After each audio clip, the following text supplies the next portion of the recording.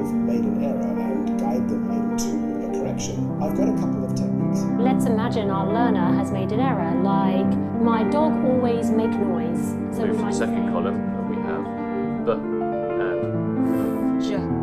Judge. Beautiful. No? Because. Because of you, understand.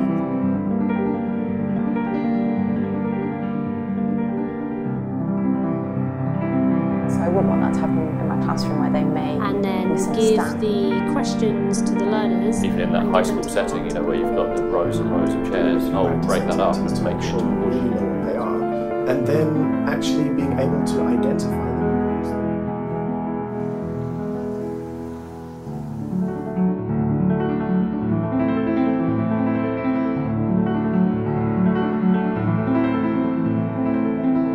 Some of the most complex language production comes out when they're playing. Do you need to look beautiful when you go hiking? Very personal topics, like family problems.